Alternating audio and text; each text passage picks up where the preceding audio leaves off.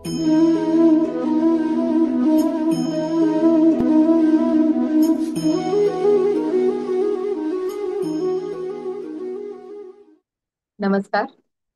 Simply spiritual मध्ये मी श्रद्धा तुम्हा सर्वांचं स्वागत करते.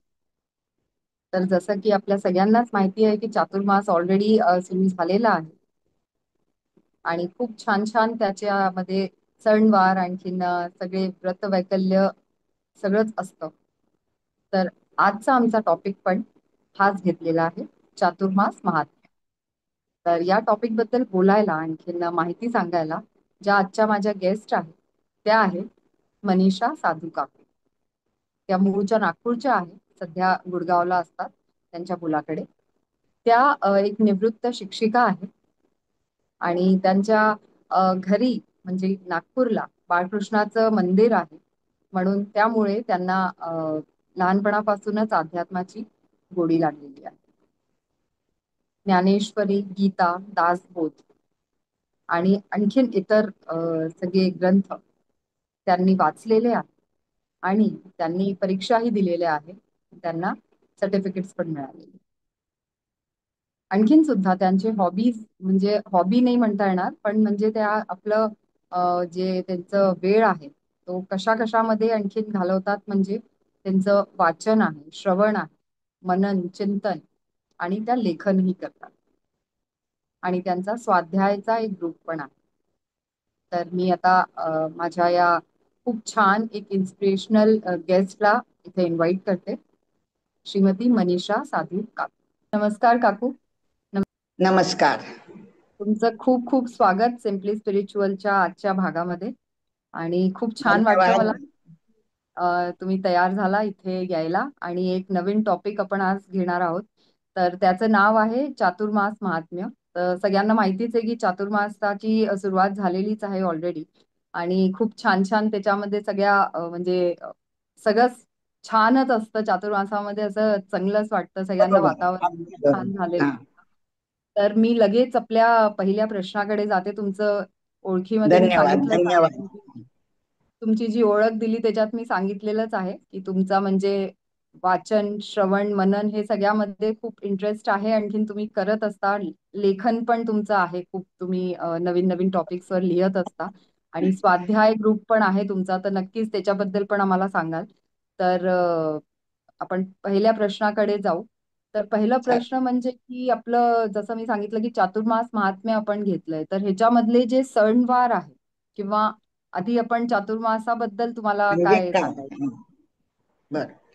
तर पहिले मी चातुर्मासाचीच माहिती सांगते की आषाढ शुद्ध एकादशी पासून ते कार्तिक शुद्ध एकादशी पर्यंतचा हा जो आपल्या मराठी 4 महिन्याचा कालावधी आहे याला चातुर्मास्य असे म्हणतात.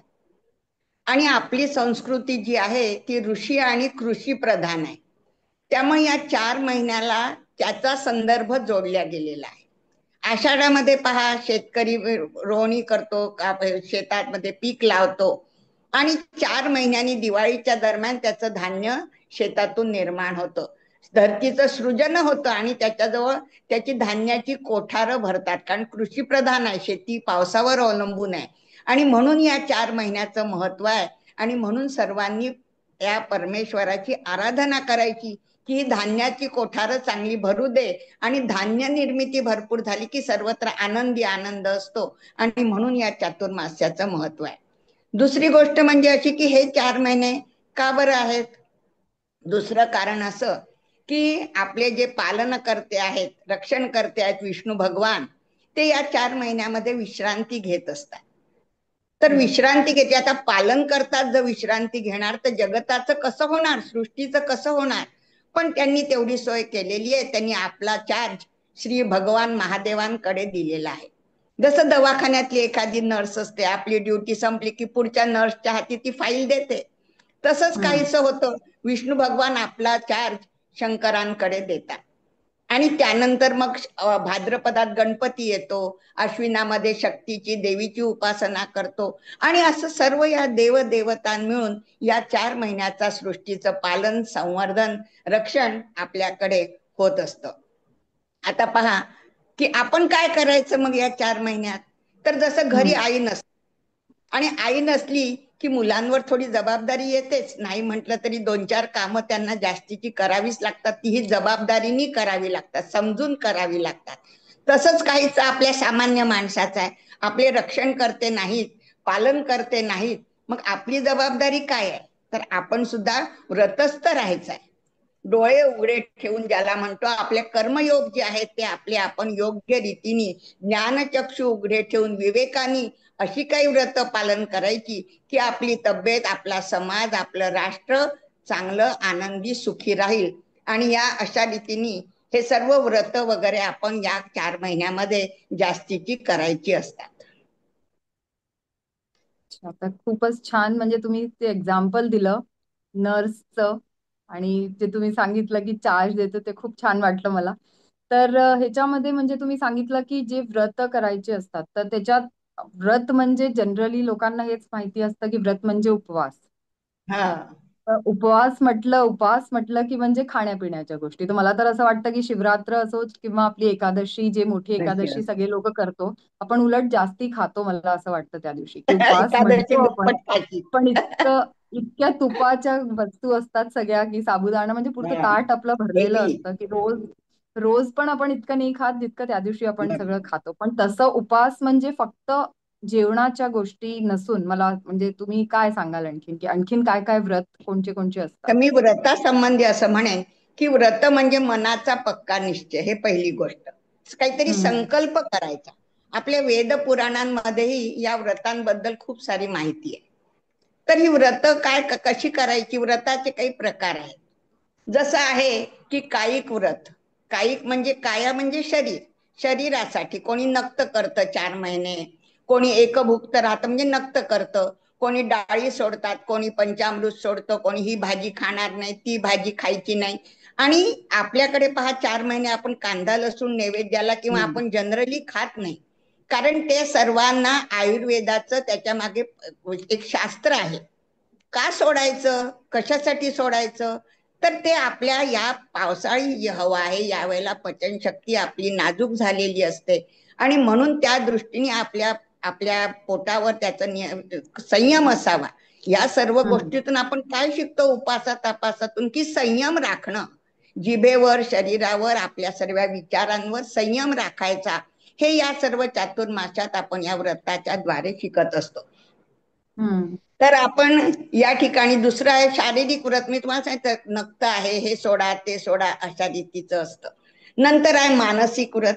मनाने आपण इतरांचं वाईट इच्छे, पुष्कळदा असं होतं, याचं हा नापास होईल तर बरं होईल, ह्या पडेल तर बरं होईल, किंवा याला लागेल तर, असं काहीतरी मनामध्ये काहीतरी दुसऱ्यांबद्दलचा वाईट विचार आपल्यामध्ये येतो. हे सुद्धा वाईट विचार नको यायला. ह्या सर्व सगळ्या गोष्टींमध्ये संयम आहे. मनावर संयम, विचारांवर संयम. वाचिक आहे, आपण बोलतो, दुष्टपणे बोलतो, वाईट शब्द बोलतो, किंवा कोणाला लागेल असं बोलतो, ह्या सगळ्या गोष्टींवर काया वाचा मन सर्व गोष्टींवर संयम, हा हे व्रत आहे. हे व्रत व्रत हम्म. म्हणजे काही खूप मोठा डांगोरा पिकण्याचं कारण नाही आहे. या साध्या साध्या गोष्टी जरी आपण अंमलात आणल्या तरी ते व्रताचरणातच येतं.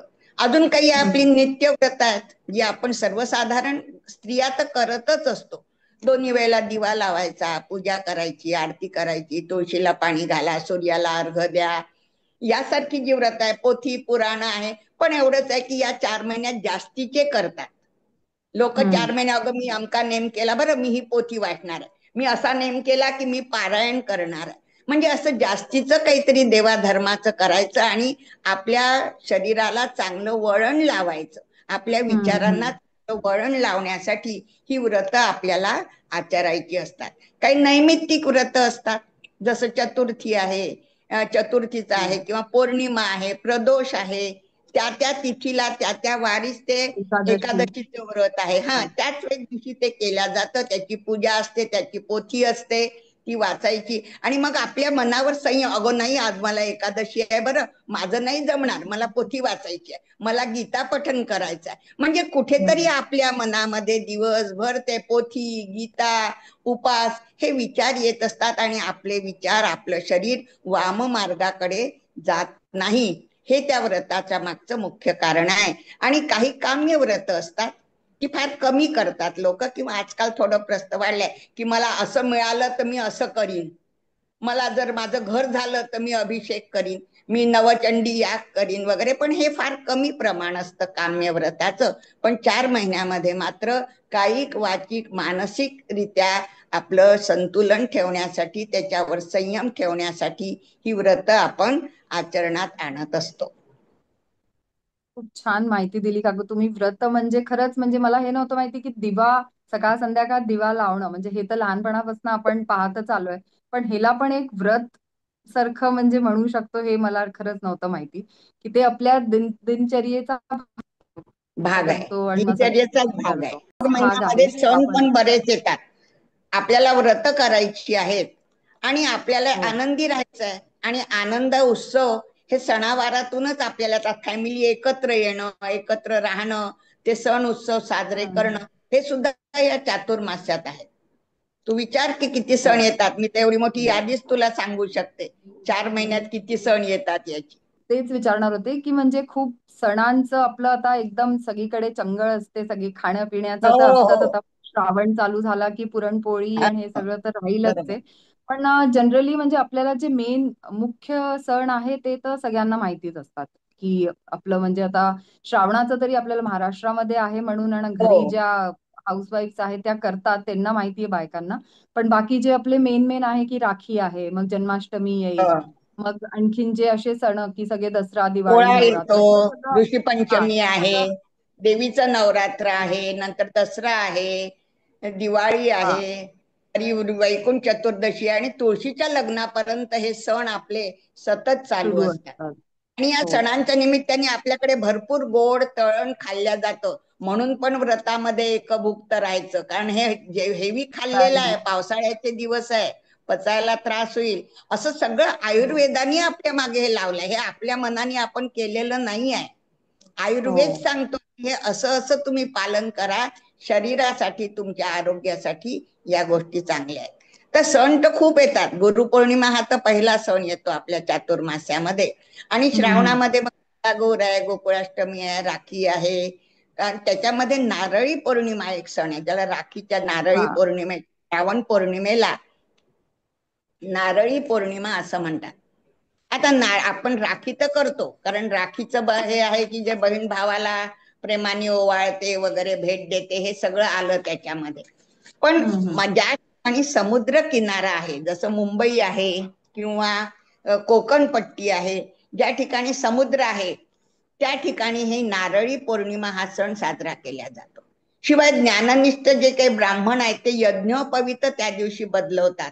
त्याचाही दिवस राखी हम्म. पौर्णिमा किंवा नारळी पौर्णिमा आहे. श्रावणी. रक्षाबंधन आहे, तिसरं म्हणजे श्रावणी म्हणतात त्याला, बरोबर.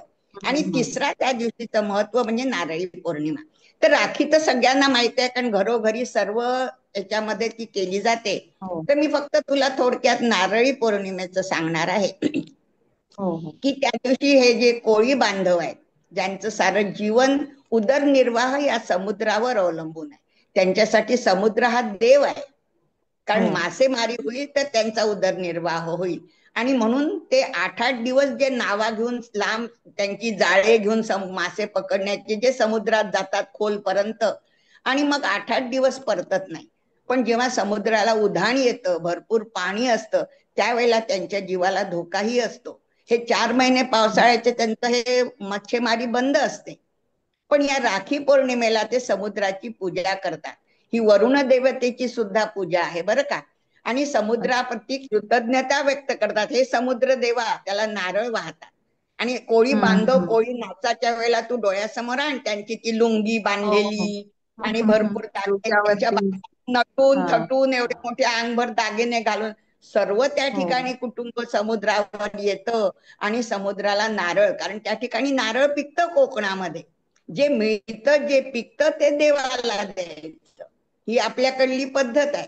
आणि म्हणून ते हो. काय करतात की ते नारळ त्या समुद्राला वाहतात आणि त्याची नमस्कार करतात, पूजा करतात. आणि हे समुद्र देवा, तू आता शांत हो, आम्हाला आमच्या नावा सोडायला परवानगी दे आणि आमचा उदरनिर्वाह, आमची जी मासेमारीचा धंदा आहे, पोटा पाण्याचा जो व्यवसाय आहे तो निर्विघ्न पार पडू दे, अशा रीतीची विनंती हम्म. नारळी पौर्णिमेला हे कोळी बांधव तिथे येऊन करत असतात. असा हा नारळी पौर्णिमेचा दिवस आहे.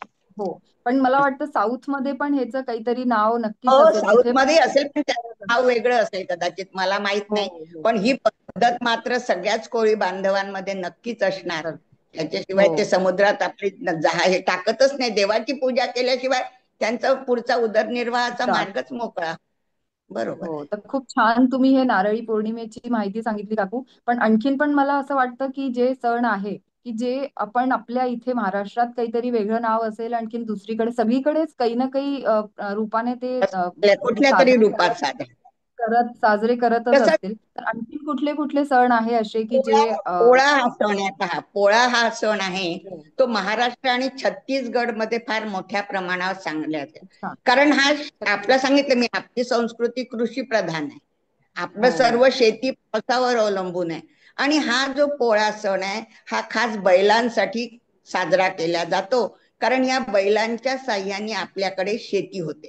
अमेरिकेसारखी आपली यांत्रिक शेती नाही आहे. आपल्याकडे मोठाली हम्म, यंत्र हम्म, वापरत, कारण आपल्या शेतकरी गरीब आहे. छोटे छोटे जमिनीचे तुकडे त्याच्या जवळ आहेत ज्याच्यावर यंत्र चालू शकत नाही. आणि म्हणून तो हम्म, गरीब शेतकरी बैलांच्या मदतीने आपली शेती करत असतो. आणि म्हणून त्या बैलांना एक आपली पहा भूतदयेची आपल्या संस्कृतीत सांगितली आहे, भूतदया.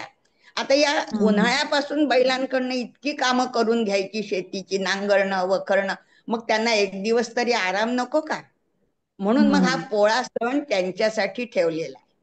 त्या दिवशी त्यांना काम करू द्यायचं नाही, विश्रांती द्यायची. वडापुरणाचा स्वयंपाक करायचा, त्यांना नैवेद्य दाखवायचा, नाहू भाकू घालतात, त्यांचे खांदे हम्म. शेकतात. जू घेऊन अच्छा. मानेवर ते थकून गेलेले असतात म्हणून त्यांचे खांदे हो. शेकायचे. त्यांना रंगवायचं, त्यांना झुली घालायच्या, त्यांना छान वडापुरणाचं जेवण जेवू घालायचं, दिवसभर हम्म. विश्रांती द्यायची.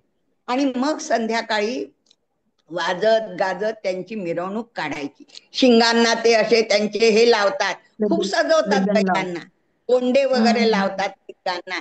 आणि असं घुंगरांच्या माळा घालतात, कवड्यांच्या माळा घालतात गळ्यामध्ये. आणि असं पूर्वी तर खूप घरोघरी जायचे, आणि कारण गाईचं दूध घरी यायचं, हे गवळी लोक घरी दूध आणून द्यायचे पूर्वी. त्यामुळे हा. ते त्यांच्या घरी जाऊन त्यांच्याकडनं मग ते आपण काहीतरी बोजारासारखं त्या बैलांना द्यायचं, शेतकऱ्याला द्यायचं, अशी पद्धत होती. पण अजूनही गावांमध्ये मात्र हा पोळा साजरा हो. केला जातो. याला पिठोरी अमावस्या असंही म्हणतात बरं का. ह्याला हो. दुसरा हो. शब्द आहे पिठोरी अमावस्या.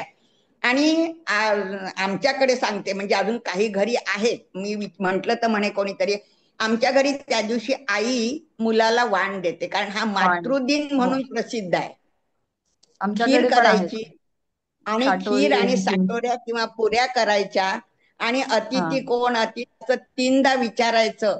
आणि मुलाला ते वाण आईने द्यायचं. असं म्हणतात की यशोदेनी कृष्णाला ते वाण दिलं होतं, आणि तेव्हापासून ही प्रथा सुरू आहे. त्यावेळेला गोधनाचीच प्रथा होती की नाही, कृष्ण काळात हम्म, धन हम्म. म्हणजे गोधनच होतं. आणि त्यामुळे ती प्रथा तेव्हापासून आपल्याकडे चालत आलेली आहे. आणि या दिवशी खरं तर मातृदिन म्हणतात. सगळीकडे आता इंग्लिश डे फार साजरे व्हायला लागले, father's day, mother's day, friendship day. पण हो. आपल्या संस्कृतीने आधीपासूनच मातेला खूप महत्व दिलेलं आहे. मातेचं पहिलं स्थान आहे. मातृदेवो भव इथूनच सुरू आहे. आचार्य वगैरे देव सगळं नंतर, पहिले मातृदेवो भव. आणि ही जी अमावस्या आहे ही मातृदिन म्हणून साजरी करण्याची आपल्याकडे संस्कृतीने सांगितली आहे. कारण आपल्या सर्व संस्कारांची जननी ही आपली माताच आहे. आपल्या मातृदेव म्हणून तिचा हेच करतात. आणि जिच्या हाती पाण्याची दोरी ती जगाते उद्धारी, आपण लहानपणापासून शिकलोच आहे ते. कारण संस्कार करणारी घरामध्ये मुलांवर ही माताच असते. आणि म्हणून या दिवशीचं महत्व मातृदिन म्हणूनही आपल्या महाराष्ट्रात तरी हे मातृदिन म्हणून हा दिवस नक्कीच साजरा केला जातो. तर खूप छान काकू. हे साटोरी आणखीन खिरेचं तर मला म्हणजे लहानपणापासून आई नेहमीच मागे आम्ही हा, उभे राहायचो आणि अतीत हो, कोण म्हणून असे आई बैल द्यायची. पण न पाहता द्यायचं.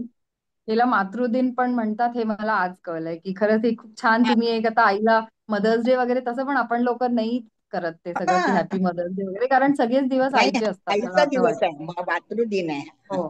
तर आता त्या दिवशी ऍक्च्युली त्या दिवशी माझा म्हणजे लहानपणापासूनची जे सगळ्या एक एक तुम्ही जे सांगताय सणांचं, तर ते सगळी आठवणी माझ्या सगळ्या डोळ्यासमोर येतात की लहान असताना जे सगळं मी या करायचो. नोकऱ्यांमुळे बायकांना जमत नाही, पण आहे ती संस्कृती आपली आहे. काही घरी अजूनही ते हो हो सगळं केल्या जातं, एवढं नक्की. हा, हो हो, मी पण म्हणजे आपल्याकडून ट्राय करते की मुलांना कळलं पाहिजे की काय आहे हो, थोडं तरी माहिती, जसं एक बरोबर. दर्श आमचं अमावस्या जे ते आपण म्हणतो माझी सुनबाई नातवांना वाण देते या दिवशी, हो हो, दीप कारण आमच्याही अमावस्या जे घरी ती म्हणतो प्रथा आपण. आहे. हं, हा, दीप बरोबर. अमावस्या जे म्हणतो त्याच्यात कणकेचे जे दिवे गुळ घालून आणि हळद दिवे, घालून बनवतात, तर दिव्याची अवस म्हणतो आम्ही त्याला.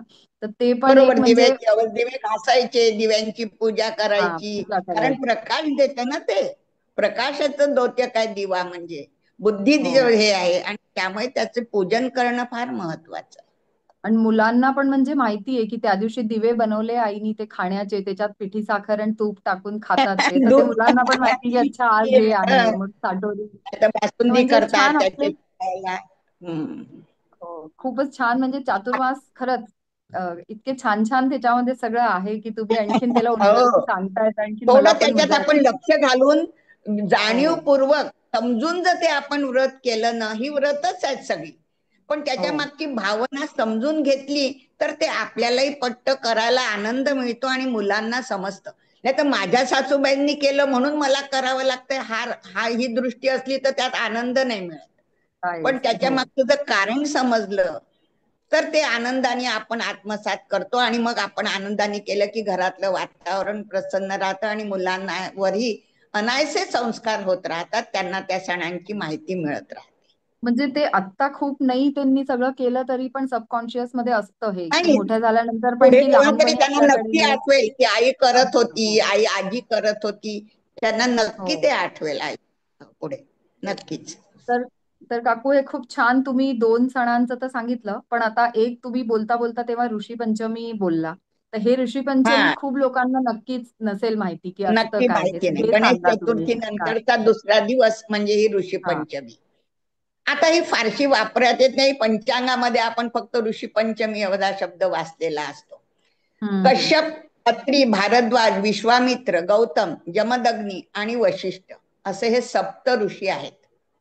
हम्म आणि या सप्त ऋषींच्या याच्यानुसार हे जे आहेत, त्यांनी या ऋषींनीच मानवाला मानव बनवलेला आहे. म्हणजे त्यांचे जे संस्कार, त्यांची जी शिकवण आहे, जी ऋग्वेदातून, सणाच्या पुस्तकातून, उपनिषदातून आपल्याला मिळते, त्या हम्म करून आपण देवत्वाकडे, मानवानी देवत्वाकडे कसं जायचं, म्हणजे आपल्या जीवाचं कल्याण कसं करायचं, हे ऋषी आपल्याला मार्गदर्शन करत असतात.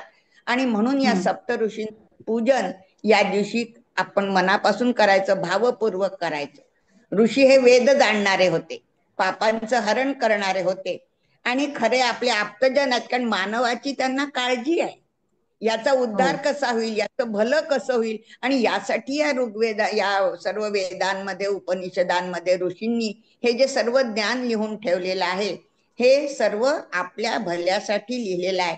तेव्हा मानवाला बदलवण्याची जी काही हिंमत आहे किंवा ती ऋषी चिंतनात आहे, त्याचं चिंतन, त्याचं जर आपण नक्कीच वाचन केलं, अभ्यास केला, तर ही बुद्धी आपल्याला ऋषींची ईश प्रसादानी किंवा कृपेनी आपल्याला नक्कीच प्राप्त होऊ शकते. यामध्ये अजून एक हम्म गोष्ट तुला आठवत असेल कदाचित, तुझ्या आईकडे ऋषी पंचमी तर व्रतही असतं. हो हो, आई करते तर व्रत. व्रत म्हणजे असं होतं पूर्वी की ते आपल्या 3 दिवसाचा विटाळ बिटाळ आपण पाळत नसले, त्याला हो फारच कडक नियम होते.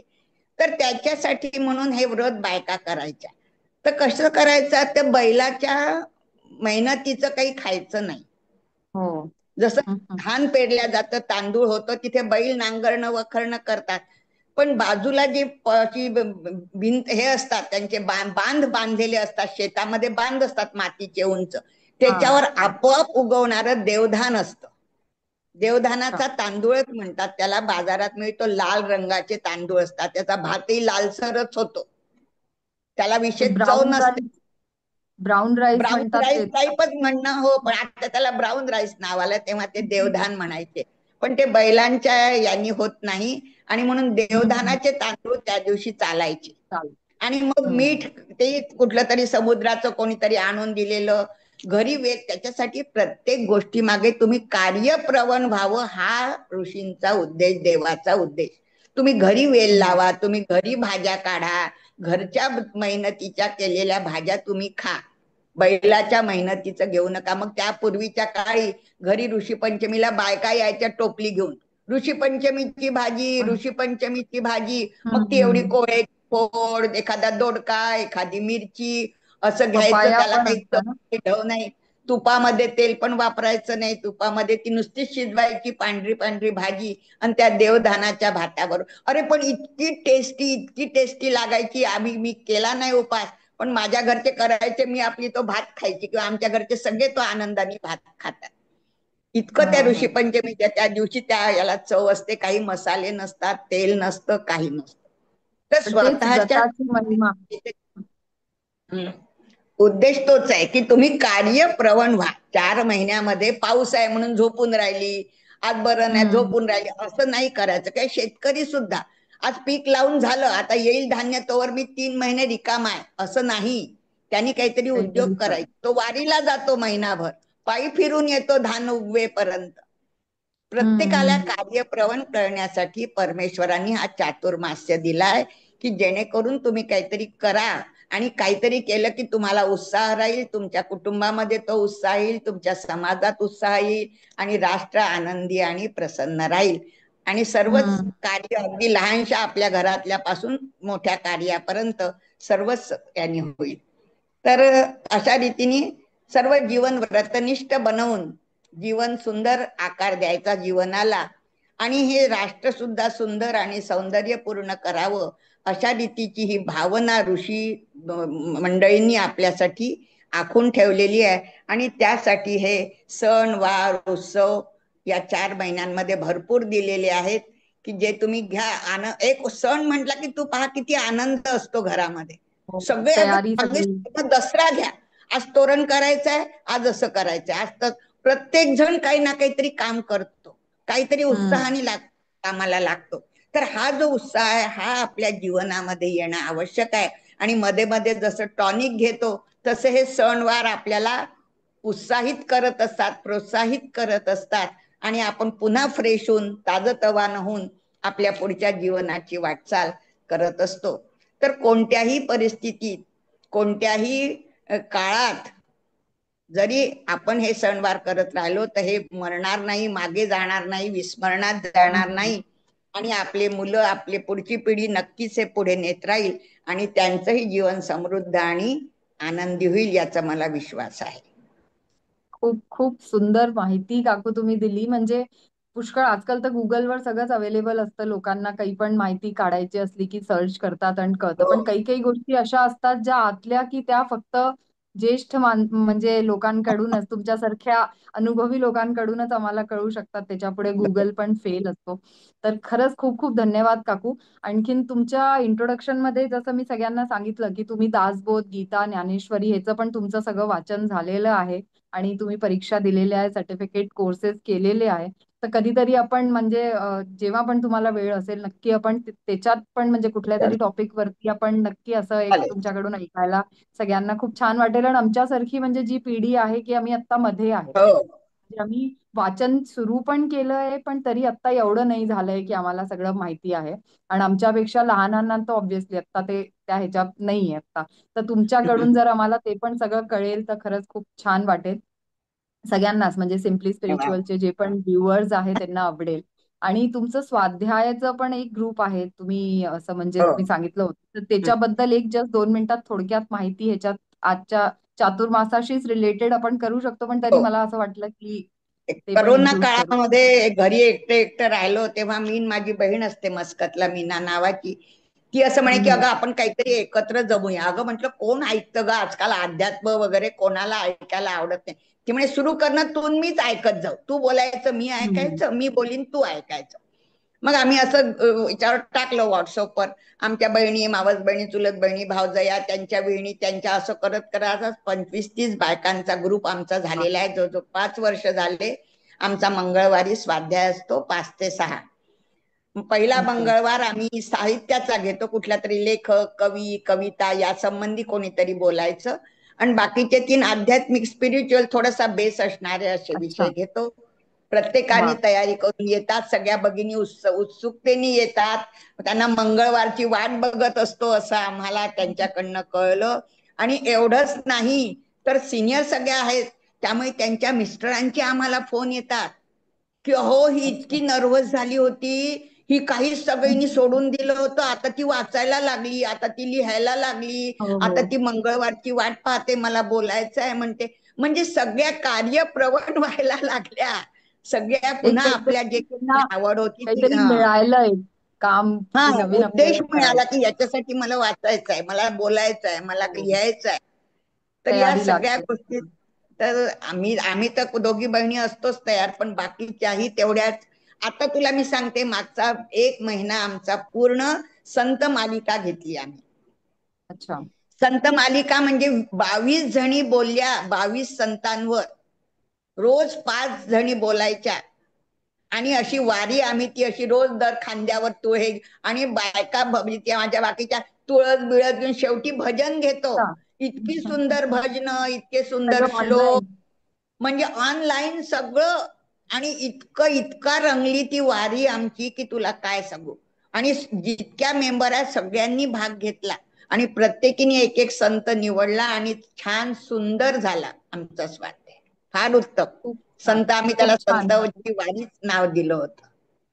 तर खूप मला तर सुंदर. आता बसल्या म्हणजे तुमचं ऐकून एक आणखीन आयडिया आला की एकदा आपण हे सिम्पली स्पिरिच्युअलचा एपिसोड, तसं तर हे शॉर्ट एपिसोडच आहे, अर्ध्या तासाचंच आहे, पण अर्ध्या तासात पण तुमच्या ज्या 20-25 ज्या पण जणी आहेत त्या जर जॉईन हो झाल्या आणि जर सगळ्यांना माहिती हो. पडेल की कोण कोण आहे तुमच्या स्वाध्याय ग्रुपमध्ये, तर जस्ट आपल्याबद्दल दोन दोन आजच स्वाध्याय आहे, आज माझा स्वाध्याय, आज मला बोलायचं आहे 5 वाजता. अच्छा अच्छा. ठीक आहे. तर नक्की तुम्ही सांगा, त्यांना विचारा की जर त्या सगळ्या हो तयार असतील चालेल. तर मी आपण नक्की सिम्पली स्पिरिच्युअल मध्ये पण सगळ्यांना मी इन्व्हाइट करते आणि एक एपिसोड आपण एखादा त्यांचं मंगळवार तू इंट्रोडक्शनचा. सांग, त्या दिवशी डायरेक्ट जोडून देईन. मंगळवारी असतातच सगळ्या, चालेल. मंगळवारी 5 वाजता चालेल. असतात.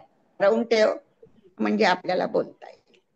ठीक आहे ठीक आहे. काकू, खरंच खूपच ओके, छान वाटलं धन्यवाद. तुम्ही आज आला. आणखीन मी वाट पाहीन की पुढे तुम्हाला जेव्हा पण आणि सगळ्यात नक्की मोठं कौतुक तर की तुम्ही घरी एकट्या असून पण सगळं तुम्ही स्वतः कॅमेऱ्याची सेटिंग आणि यस, मीटिंग आणि हे त्यामुळे सगळं शिकून करून घेतलं मी हे छान. सगळं, स्वाध्यायामध्ये शिकून घ्यावं लागलं ना, मग हो, त्यामुळे. तर खरंच मला जे पण सिनियर सिटीजन्स म्हणजे हे सगळं आजकाल करू लागले, आणखीन मला वाटतं कोविड पासून आणखीन सगळे ह्याच्यामध्ये प्रवीण ह्याच्यात झाले, ते जास्त. सगळं शिकले. तर खरंच खूप बरोबर. खूपच कौतुक तुमच्या सगळ्यांचं, आणि तुमच्या सगळ्यांकडूनच आम्हाला खूप शिकायला मिळतं सगळं. तर सिम्पली स्पिरिच्युअल कडून माझ्याकडून खूप खूप धन्यवाद परत एकदा, आणि आपण माझे असेच धन्यवाद की भेटत तुम्हाला राहू. अशी संधी दिली माझे विचार मांडण्याची, त्याबद्दल धन्यवाद. नमस्कार. ओके. नमस्कार नमस्कार. तर ह्या होत्या इतक्या छान सिनियर सिटीजन, म्हणजे सिनियर सिटीजन फक्त म्हणण्याकरता आहे पण त्या आपल्याला लाजवतील असे हे सगळे. मी जितक्या सिनियर सिटीजन्सला ओळखते ते एवढे ऍक्टिव्ह आहे, इतके छान सगळ्या उपक्रमांमध्ये भाग घेत असतात, आणि खूप सगळ्यांना इन्स्पायर करतात, नवीन नवीन शिकतात सुद्धा. तुम्ही पाहिलं टेक्नॉलॉजी सॅवी झालेले आहे सगळे आजकाल. सो खूपच छान एपिसोड झाला, आणि यांच्याबद्दल जितकं मी सांगितलं, मला वाटतं खूपच थोडं सांगितलं त्यांचं इंट्रोडक्शन, कारण हा शॉर्ट सेशन आहे म्हणून खूप थोडंसं इंट्रोडक्शन सांगितलं. पण नक्कीच यांच्याबरोबर सिम्पली स्पिरिच्युअलच्या बरोबरच सिम्पली सुपर अशी पण एक सिरीज चा इंटरव्ह्यू मला नक्की करता येईल असं वाटतंय. आणि जसं मी त्यांना म्हटलं की आणखीन पण टॉपिक्स आहे ज्यांच्यावर ते त्या बोलू शकतात, त्यांचे विचार इथे आपल्याला सर्वांबरोबर आपल्या शेअर करू शकतात, तर नक्कीच त्यांना मी आणखीन पण इथे बोलवणार आहे पुढच्या एपिसोड्स मध्ये पण. तर पाहत रहा सिम्पली स्पिरिच्युअल. नमस्कार.